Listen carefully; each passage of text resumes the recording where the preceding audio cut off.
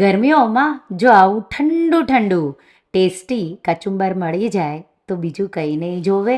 તો ગરમીઓમાં ખાસ કરી જો હલકું ફૂલકું તમારે કંઈ ડિનર કે લંચ પણ તો બહુ ગરમીઓ હોય ત્યારે તમારે આ રીતે હલકું ફૂલકું ખાવું હોય તો ઝટપટ બની જાય એવું ટેસ્ટી નવું કચુંબર. હેલો ફ્રેન્ડ્સ, તમારું સ્વાગત છે મારા કિચનમાં. આજે આપણે બનાવીશું વેઇટ લોસ માટે એકદમ હેલ્ધી એવું સેલડ. તો કાકડી ગાજરનું આ સેલડ એશિયન સેલડ છે. પ્રોટીન પણ છે, ક્રંચ પણ છે અને સ્વાદિષ્ટ તો એટલું છે કે ઘરમાં આ બધાને બહુ જ ભાવશે. ઉનાળામાં જો રોટલી શાક કે દાળ રાઈસ ખાવાનું મન ન થાય તો ઠંડુ ઠંડુ આ સેલડ બનાવી તમે સર્વ કરી શકો. જો તમને મારી રેસિપીઓ ગમતી હોય અને હજુ સુધી ચેનલને સબસ્ક્રાઈબ ન કર્યું હોય તો સબસ્ક્રાઈબ કરજો અને બાજુમાં આપેલી ઘંટી દબાવજો એટલે નવી નવી રેસિપીના નોટિફિકેશન આવે. આ રેસિપીથી આપણે 4 લોકો માટે આ સેલડ બનાવી રહ્યા છીએ. તો સૌથી પહેલાં આપણે ગાજર અને કાકડી રેડી કરવાના છે.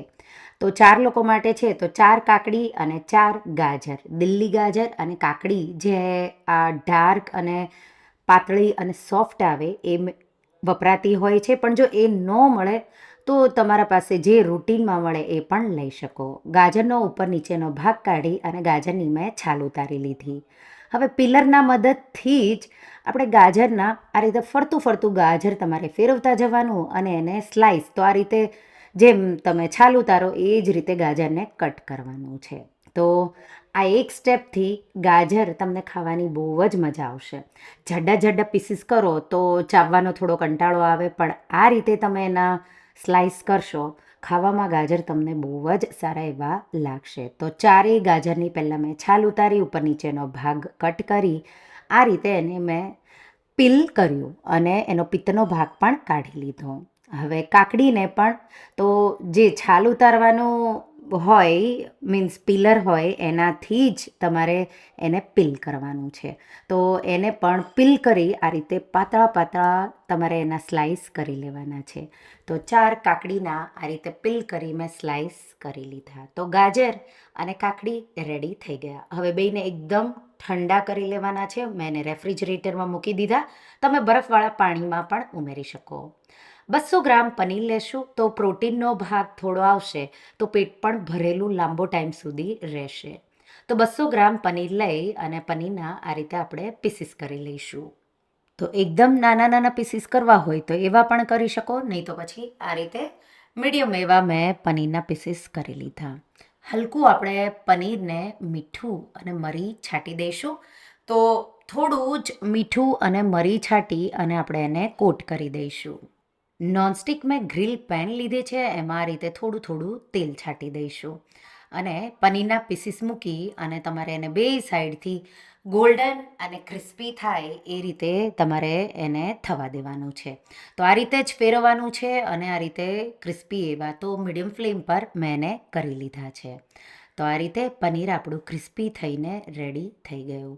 તો એને હું સાઈડમાં મૂકી દઈશ અને હવે ગાજર અને કાકડી જે આપણે રેડી કર્યા એ હવે ઠંડા મેં એને એકદમ કરી લીધા. તો ઉનાળો હોય તો ઠંડુ જ તમને ખાવાનું સારું લાગશે.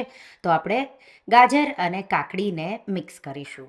હવે જ્યારે તમારે સર્વ કરવું હોય ત્યારે જ આ બધું મિક્સ કરવાનું છે. તો પહેલેથી તમારે પ્રિપરેશન કરી લેવાની, પણ પછી આ રીતે તમારે બધું મિક્સ કરવાનું. તો 4 લોકો છીએ એટલા માટે મેં એક આવકાડો લીધો છે. આવકાડોથી બટરી અને બહુ સારો એવો ટેસ્ટ આવશે. તો જો તમારે ઉમેરવો હોય તો જ ઉમેરવાનો છે, પણ આવકાડોમાં પણ ન્યુટ્રિશન હોય તો સેલડ તમારું વધારે હેલ્ધી બનશે. તો આ રીતે નાના પીસીસ કરી અને આવકાડોના પીસીસ પણ આપણે ઉમેરી દઈશું. પનીર જે આપણે થોડું ક્રિસ્પી કર્યું એ ઉમેરી દઈશું અને સાથે શીંગ. તો ખારી શીંગ જો તમારા પાસે હોય તો એ ઉમેરવાની. મેં શીંગને શેકી ફોતરા કાઢી અને 1/4 કપ જેટલી એ પણ ઉમેરી દીધી. 1/4 કપ જેટલા મેં દાડમના દાણા, 1/4 કપ જેટલા લીલા ધાણા. ડુંગળી ઉમેરવી હોય તો જ ઉમેરવાની છે, નહીં તો સ્કીપ કરવાની. તો એક ડુંગળી પાતળી ઉમેરી દીધી મેં. અને હવે 10થી 15 નાની લસણની કળીઓ અને 2 મેં લાલ મરચાં લીધા છે. લાલ મરચાં ન હોય તો તમારે રૂટીનના જે જાડા મરચાં હોય મોળી વેરાયટીના એ લેવાના છે અને ચોપરમાં મેં એને ચોપ કરી લીધા. અને આપણે એને થોડા તેલમાં, અહીંયા મેં સિસમી ઓઇલ લીધું છે, તો તલનું તેલ લીધું છે, એમાં આપણે એને સાતળી લઈશું. તો આપણે આમાં 1 ચમચી જેટલી જ આ પેસ્ટ વાપરીશું, બધી આપણે નથી વાપરવાના. તો તેલ તમારે બહુ ઓછું રાખવું હોય તો થોડું જ તમારે ઉમેરવાનું. સાથે 1 ચપટી જેટલું મીઠું ઉમેરીશું અને 2 મિનિટ જેવું આપણે એને સાતળી લઈશું. એકદમ સારી રીતે સુગંધ આવી ગઈ અને કચાશ હોય લસણની એ દૂર થાય એ રીતે મેં લો ટુ મીડિયમ ફ્લેમ પર આ પેસ્ટને સાતળી લીધી. લગભગ 3 ટેબલસ્પૂન જેટલી મેં પેસ્ટ 2 ટેબલસ્પૂન તેલમાં સાતળી લીધી. આ રીતે તમે એકવાર બનાવી અને પછી એને રેફ્રિજરેટરમાં રાખી શકો, જે પણ તમારે ડ્રેસિંગમાં જોવે એમાં વાપરી શકો. હવે આ રીતે એક બોટલ લઈ લઈશું અને એમાં એક મોટા લીંબુનો રસ, 1 ટેબલસ્પૂન જેટલું મધ અને 1 ટેબલસ્પૂન જેટલો લાઇટ સોયા સોસ ઉમેરીશું. 1 ટીસ્પૂન જેટલું મેં તલનું તેલ વાપર્યું. તો ઓલરેડી આપણે ડ્રેસિંગમાં પણ છે, તો તમે એને સ્કીપ પણ કરી શકો. અને 1 ટેબલસ્પૂનથી થોડી ઉપર મેં લસણ લાલ મરચાંની પેસ્ટ ઉમેરી, 2 ટેબલસ્પૂન લીલા ધાણા અને 3થી 4 ટેબલસ્પૂન જેટલા શેકેલા તલ ઉમેરી બધું મિક્સ કરી દઈશું. આ રીતે મિક્સ કરશો એટલે થોડી જ વારમાં પાણી પાછું થોડું થશે.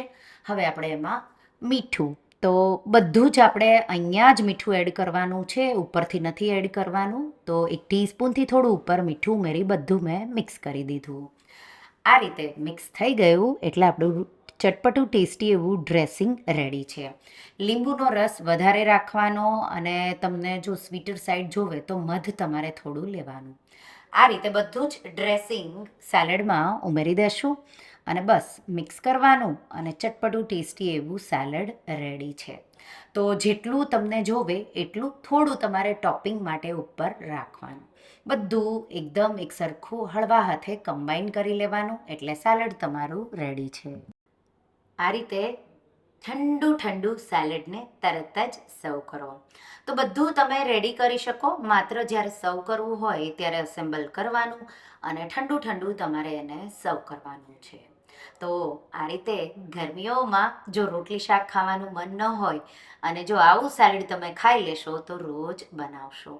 થોડું જે ડ્રેસિંગ બચ્યું છે એ ઉપરથી તમારે આ રીતે ડ્રિઝલ કરવાનું. તો અહીંયા આ રેસિપીમાં તમારે મીઠું, ગળપણ, ખટાશ એ ત્રણેય તમે બેલેન્સ કરી પ્રોપર ઉમેરશો એટલે સેલેડ તમારું ખૂબ જ ટેસ્ટી એવું બનશે. લાઇટ સોયા સોસથી પણ એકદમ એક સરખો સારો એવો ટેસ્ટ આવે છે. જો એનો હોય તો થોડું તો 1 ટીસ્પૂન જેટલો ડાર્ક સોયા સોસ પણ લઈ શકો. પણ સેલેડમાં મોસ્ટલી લાઇટ સોયા સોસ જ ખાવો સારો, તો તમારે એ જ લેવાનો. તો ઠંડુ ઠંડુ સેલેડ તમે સર્વ કરો.